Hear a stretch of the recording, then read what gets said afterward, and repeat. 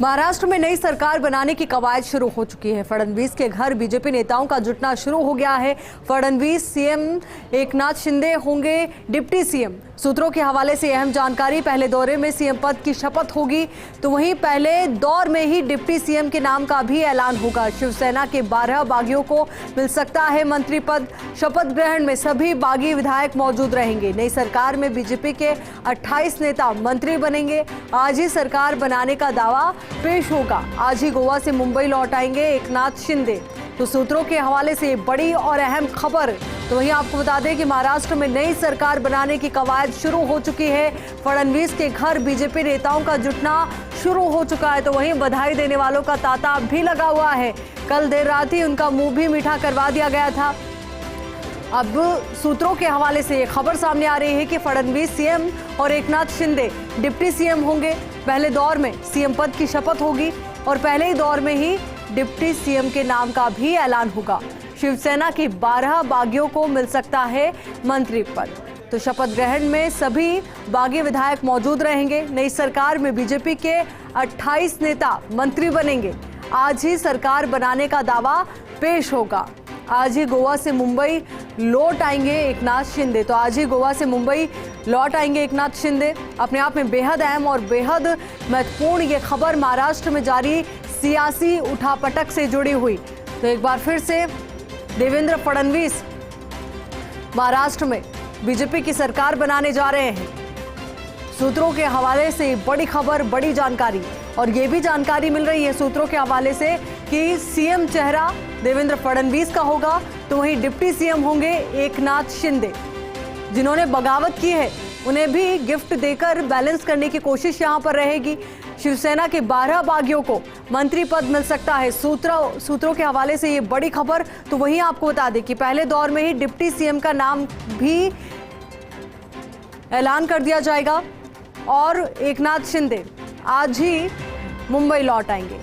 अब सबसे महत्वपूर्ण ये हो जाता है कि एकनाथ शिंदे जिन बागी विधायकों के आंकड़े के साथ गुवाहाटी पहुंचे, वहां से गोवा पहुंचे, अब उन बागी विधायकों में से किस किस को मंत्री पद मिलता है, किस किस को बैलेंस किया जाता है, क्योंकि जो बगावत उन्होंने की उसके बाद ही ये मुमकिन हो पाया है कि बीजेपी एक बार फिर से महाराष्ट्र में अपनी सरकार बनाने जा रही है। तो अपने आप में आज के दिन की ये बड़ी और महत्वपूर्ण खबर।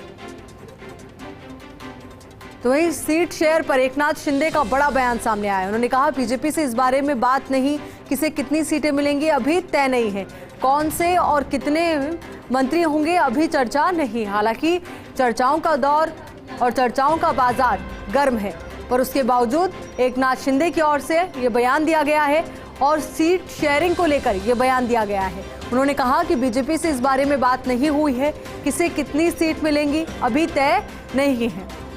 यानी कि उनके कहने का मतलब साफ सा है कि अभी क्लियर नहीं किया गया है कि शिंदे गुट को कितनी सीट मिलने वाली है, बीजेपी गुट को कितनी सीट मिलेगी, कौन कौन से वो चेहरे होंगे जो मंत्री बनने वाले हैं। पर चर्चाओं का बाजार बहुत ज्यादा गर्म है इस बात को लेकर कि कौन कौन से वो चेहरे जिनके नाम पर मुहर लगने जा रही है। तो कांग्रेस विधायक दल की बैठक भी जारी है। कांग्रेस को 2 शहरों के नाम बदलने पर आपत्ति है। औरंगाबाद और उस्मानाबाद के नाम बदले गए। उद्धव ने इस्तीफे से पहले 2 शहरों के नाम बदले हैं। तो उद्धव ठाकरे ने इस्तीफा दिया, पर उससे पहले 2 शहरों के नाम वो बदल गए। पहला नाम जो उन्होंने बदला औरंगाबाद का और दूसरा नाम उस्मानाबाद का। इन दोनों ही शहरों के नाम बदले गए।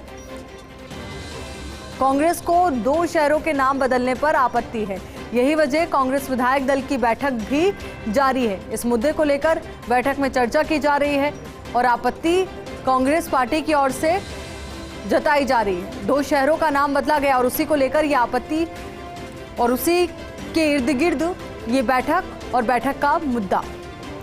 औरंगाबाद और उस्मानाबाद के नाम बदले गए हैं।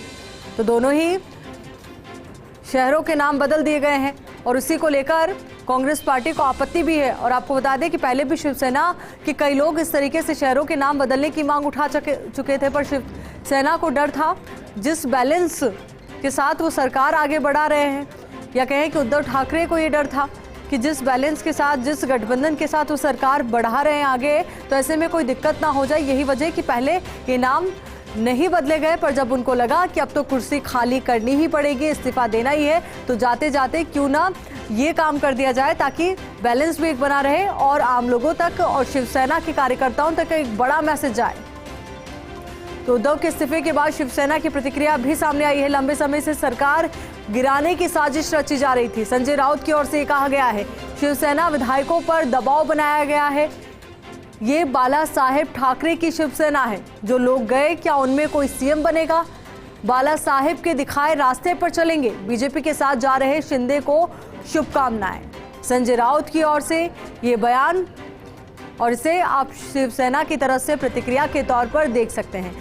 उनकी ओर से सीधे सीधे इशारा किया गया है। ये साफ तौर पर कहा गया है कि लंबे समय से सरकार गिराने की साजिश की जा रही थी। शिवसेना विधायकों पर दबाव बनाया गया है। ये बाला साहेब ठाकरे की शिवसेना है। जो लोग गए क्या उनमें कोई सीएम बनेगा? ये बड़ा सवाल उन्होंने पूछा है। बाला साहेब के दिखाए रास्ते पर चलेंगे। बीजेपी के साथ जा रहे शिंदे को शुभकामनाएं। क्योंकि सबसे बड़ा सवाल या कहें कि सबसे बड़ी दावेदारी शिवसेना को लेकर भी एकनाथ शिंदे ने ठोक दी थी कि शिवसेना, असली शिवसेना वो है जो उनके पास है, क्योंकि जो नंबर गेम है वो उनके साथ है। नंबरों का ये पूरा खेल है, आंकड़े सबसे ज़्यादा उनके पास है। और यही वजह कि शिवसेना को लेकर भी दावेदारी एकनाथ शिंदे की ओर से की गई। और सिर्फ सरकार बचाने के साथ साथ उद्धव ठाकरे के समक्ष ये समस्या भी आन खड़ी हुई कि किस तरीके से शिवसेना को अपने साथ रखा जाए। और यही वजह एक मार्मिक अपील, भावुक अपील उनकी ओर से की गई। और जब स्थिति लगभग क्लियर हो चुकी है, पिक्चर लगभग क्लियर है, बस इंतजार है फाइनल मुहर का कि फाइनल डिसीजन कब सामने आता है और फाइनल डिसीजन के साथ ये पूरी तस्वीर कब साफ होती है।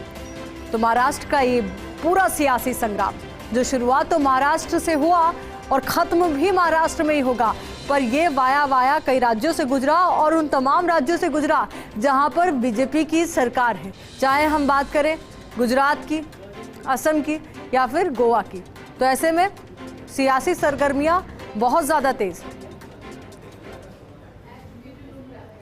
बड़ी खबर का रुख करते हैं। गोवा में ताज होटल में बैठक कर रहे हैं एकनाथ शिंदे, विधायकों के साथ बैठक कर रहे हैं शिंदे। तो इससे पहले कि एकनाथ शिंदे मुंबई पहुंचे, महाराष्ट्र पहुंचे, उससे पहले बैठकों का दौर जोरों शोरों पर जारी है। रणनीति अपनी अपनी ओर से सब लोग बनाए जा रहे हैं। तो वहीं अब ये अटकलें भी तेज हो गई है कि इस बैठक के दौरान किन किन मुद्दों को लेकर चर्चा की जा रही है, क्या नाम फाइनल किए जा रहे हैं। क्योंकि सूत्रों के हवाले से तो कई नामों को लेकर चर्चा है, कई नंबर्स को लेकर चर्चा है कि इतने मंत्री एकनाथ शिंदे के गुट के होंगे, इतने मंत्री बीजेपी के गुट के होंगे। पर वाकई में हकीकत क्या है ये तो तस्वीर साफ होने के बाद ही पता लग पाएगा। पर अभी जो बैठक चल रही है होटल ताज में गोवा के अंदर, तो उस बैठक के दौरान किन किन मुद्दों को लेकर चर्चा की जा रही है, कौन कौन से मुद्दे हैं जिनको ध्यान में रखते हुए आगे की रणनीति बनाई जा रही है। क्योंकि एकनाथ शिंदे की ओर से लगातार कई तरीके के बयान दिए जा रहे हैं।